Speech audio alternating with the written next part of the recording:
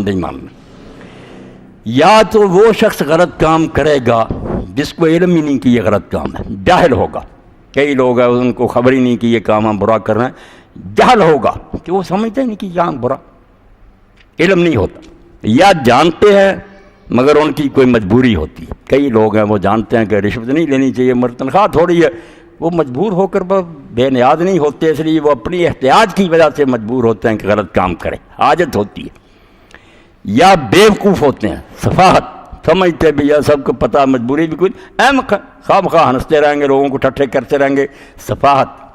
اور یا ظالم ہوتے ہیں، بے رحم، انہیں نہیں پتہ کہ کسی کا گھر اجڑتا رہے۔ اب ان میں سے کوئی شے بھی ہم اگر اللہ کے بارے میں سمجھیں کہ وہ نہیں جانتا کہ اس زلزلے سے کتنے لوگ مریں گے، یا وہ رحیم نہیں ہے، ظالم ہے، یا بیوقوف ہے، یا اس کا کوئی کام اٹکا ہوا کہ اگر نام ہے ماروں تو میرا یہ کام نہیں چلتا، ان میں سے جو بات نہیں مانیں گے وہ اللہ نہیں ہوگا۔ ہمارا اللہ کو سمجھنا غلط ہو گیا۔ سبحان اللہ و بحمدہ ہی مطمئن کرتا ہے کہ نہیں، وہ خدا رحیم بھی ہے، حکیم اور دانا بھی ہے، بیوقوف نہیں ہے، نہ وہ مجبور ہے، غنی ہے، اس کو کوئی کائنات کے کسی معاملہ سے فائدہ نہیں پہنچتا، کوئی کام اس کا اٹکا نہیں، اور ہر شے کے بارے میں جانتا کہ اس میں اچھائی برائی، اس لیے قبیح کا صدور کہ بری بات اس سے ہو یہ ہو ہی نہیں سکتا۔ یا اللہ نہ مانو یا یہ ساری چیزیں دماغ سے نکال دو اور مانو کہ سبحان اللہ و بحمدہ، وہ بے عیب ہے، جو کرتا ٹھیک کرتا۔ اب کیوں کرتا؟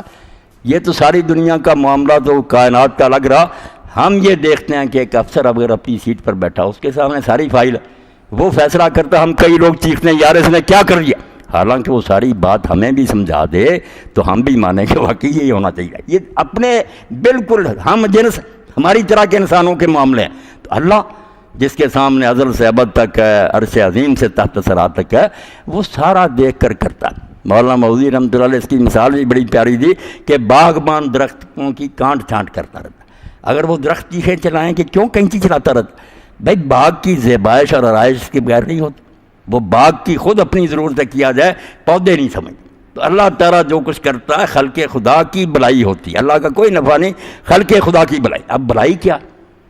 آپ صرف اگر ظاہری حالات کو لیں کہ لوگ مر گئے، نقصان ہو گیا، تو واقعی یہ چیزیں بری نظر آتی، مگر قرآن جو خدا کشائی کرتا، پردہ اٹھاتا ہے، یقین جانیں جیسے کینسر کا یا طاعون کا یا اسی طرح کسی خطرناک بیماری کا علاج کیا جائے، بے شک کاٹ کاری، تو ہم سب مانتے ہیں کہ یا طب میں یہی علاج تھا۔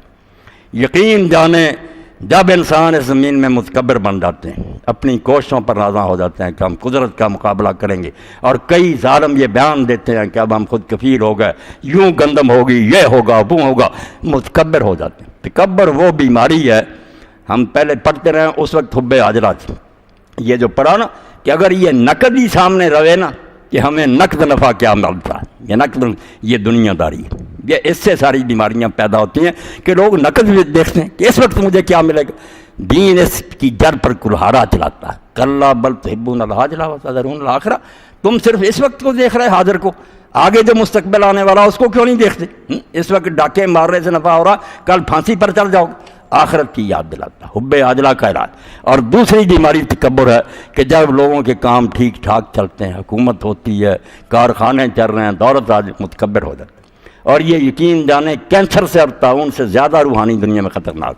اسی لیے اللہ کے رسول علیہ السلام نے فرمایا جن کی گردنوں میں سریے پڑ گئے وہ ایک رائی برابر بھی تکبر ہوگا، جنت میں نہیں جائیں گے، جنت حرام ہے ان کے لیے، بہشت میں داخلہ نہیں۔ اتنا بڑا جرم ہے کہ اللہ کے سامنے اکڑ گئے کہ ہمارے کام ٹھیک چل رہے ہیں، ہمیں کوئی نہیں پرواہ اللہ ہے یا نہیں ہے۔ تو ایسے لوگوں کا غرور توڑنے کے لیے اور ساری دنیا کے حکمرانوں کو بتانے کے لیے کہ اتنی ترقی کے باوجود اور اتنے ذرائع وسائل کے باوجود تمہیں پتہ بھی نہیں چلتا کہ طوفان کس وقت آ گیا، اور تمہاری بستیاں ہم بیچارے تو کہتے ہیں ہمارے پاس کچھ نہیں، جو ساری دنیا کی سپر پاور اس کا حشر کیا ہوا، برباد کر کے اللہ پاک نے رکھ دیا۔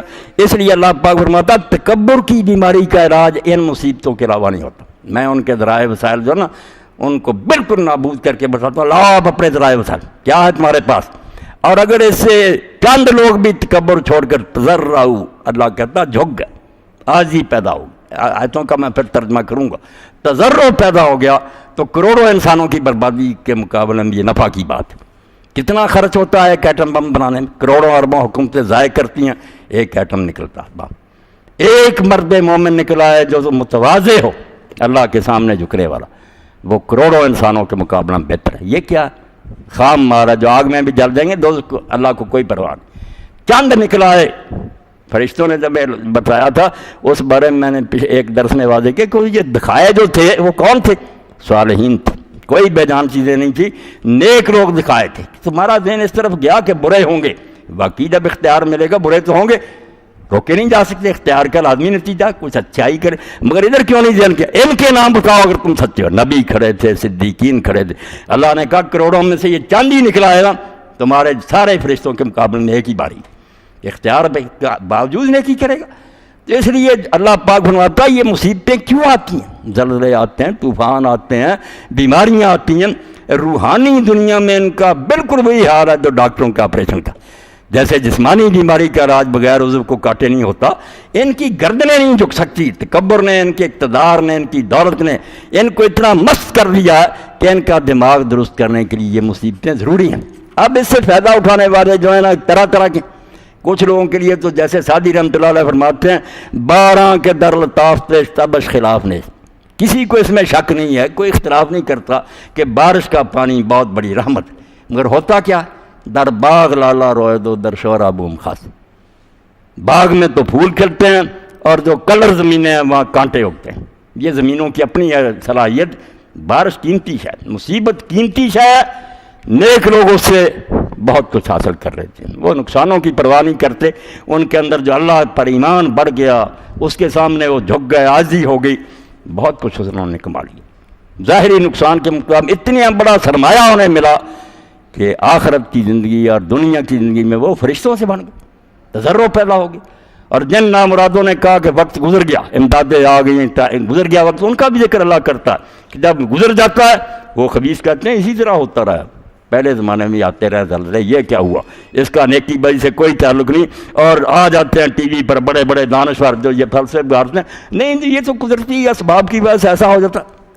ایمان اور اخلاق کے ساتھ کم بخت اس کا تعلق مانتے ہی نہیں کہ جو چلا رہا ہے اس دنیا کو آٹومیٹک نہیں، زمین میں یہ پلیٹیں ملتی ہیں وہ ملاتا ہے اور حکمت کے ساتھ ملاتا ہے۔ تم سمجھتے ہو کہ یہ غلط چلتی نہیں ہوتا رہتا، یہ اس کا اثر ظاہر کرنا چاہتے ہیں۔ خبیث لوگوں کو مطمئن کر نہیں یہ اتفاقی حادثات ہے تاکہ یہ توبہ نہ کر لیں، جو اصل مقصد تھا کہ اب یہ بندے بن جائے اس کو بھی ضائع کر دیں۔ اور اللہ نے شکایت کی کہ ایک بار نہیں ہوا، یہ بار بار زمین میں ایسا ہوا۔ تھوڑے خوش قسمت انسان نکلے ہیں جو ان مصیبتوں کی وجہ سے جھک گئے، ورنہ نامراد اڑے رہے۔ سورہ یونس میں صرف ایک قوم کی تعریف کی ہے کہ یونس علیہ السلام کی قوم دنیا میں ایک قوم ایسی نکلی ہے جنہوں نے وقت سنبھال لیا۔